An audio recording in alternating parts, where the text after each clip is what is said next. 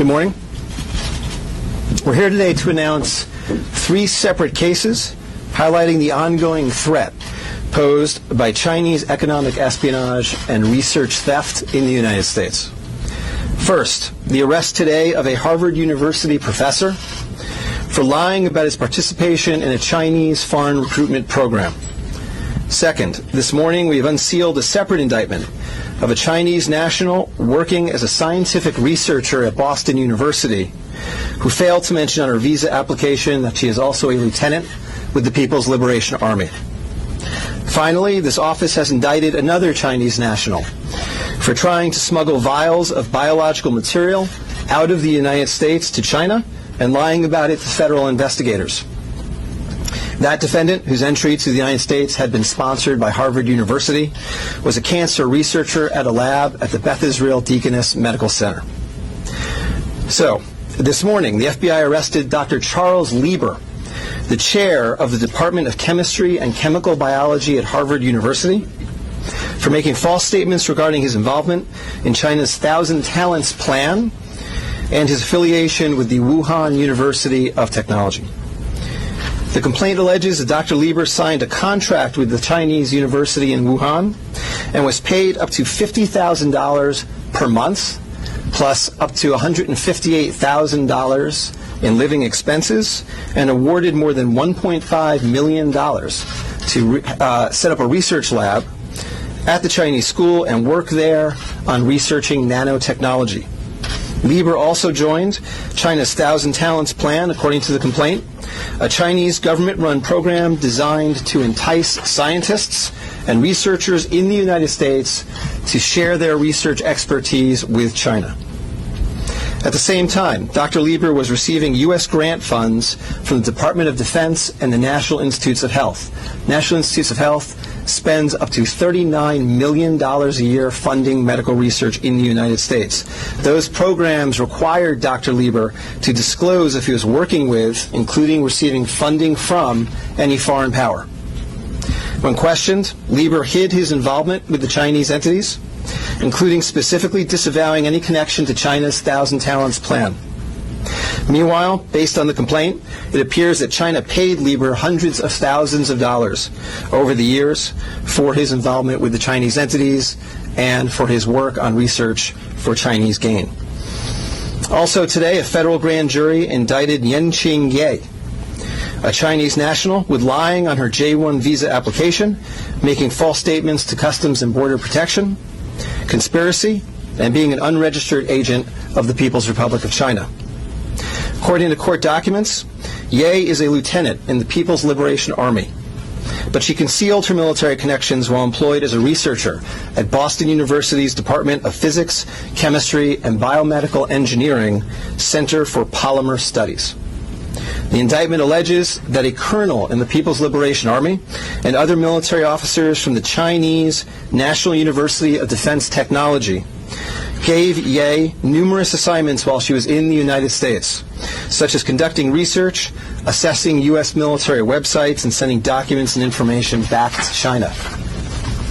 In April 2019, Ye was questioned by customs officers at Logan Airport on her way to China. According to the indictment, she lied about her involvement with Chinese military projects. A border search of her electronic devices showed that Ye had compiled information for the People's Liberation Army about 2 U.S. residents with expertise in robotics and computer science. Lastly, last week this office indicted Zheng Zhaozhang, a Chinese national sponsored by Harvard University who was doing cancer research at the Beth Israel Deaconess Medical Center. Zheng was charged with attempting to smuggle to Beijing vials of biological material, along with other research materials that he had stolen from the lab at the Beth Israel, where Zheng was working on cancer cell research. Before he boarded his flight, customs officers discovered 21 vials of biological material in a sock in his baggage. When confronted by the officers, Zheng initially lied and said he was not traveling with any biological or research materials. Chemistry, nanotechnology, polymer studies, robotics, computer science, biomedical research. This is not an accident or a coincidence. This is a small sample of China's ongoing campaign to siphon off American technology and know-how for Chinese gain. Recently, Attorney General Barr referred to China as this country's primary rival. Similarly, FBI Director Chris Wray recently told Congress that right now there is no country that poses a greater counterintelligence threat to the United States than China. Through the use of not only traditional intelligence officers, but academics, researchers, its own private citizens, China is engaged in a massive, long-term campaign to steal U.S. research and technology for its own uses. As demonstrated by these cases, on the academic side, the Chinese government uses partnerships and exchanges with U.S. schools and research institutions to access cutting-edge research and equipment. Obviously, most visiting Chinese academics and researchers are here to work in good faith in U.S. institutions, but some of them are not.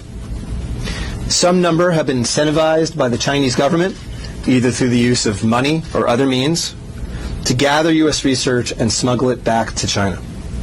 Because of the sheer scope of this threat, a year ago, the Attorney General created the China Initiative at the U.S. Department of Justice, designed to prioritize and aggressively prosecute Chinese economic espionage and theft of intellectual property. The cases we are announcing today are part of that effort.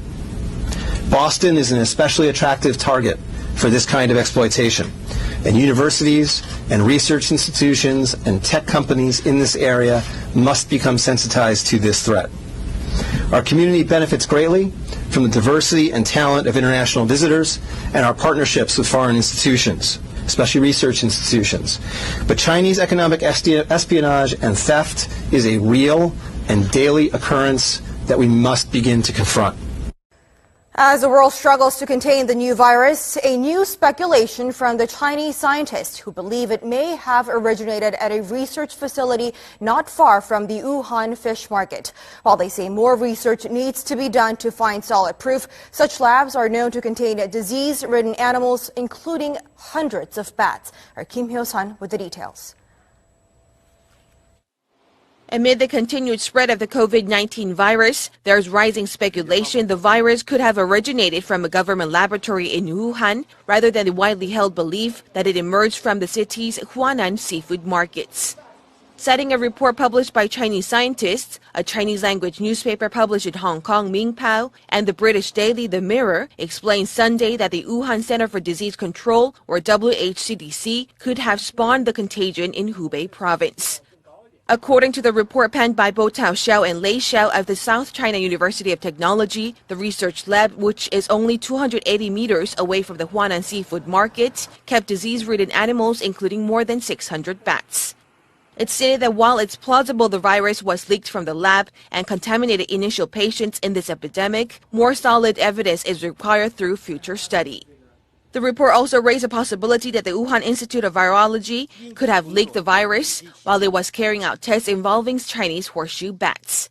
Against such a backdrop, an article published by the Washington Times late last month is garnering attention as it raised the possibility that the disastrous outbreak could be the accidental result of biological weapons research. This comes as a renowned law professor at Tsinghua University in Beijing, Xu Jianren, is known to be missing after publicly condemning Chinese President Xi Jinping for failing to contain the spread of the virus at an early stage. He even added the condemnation could be the last message of his life. Kim Hyo-sun, Arirang News.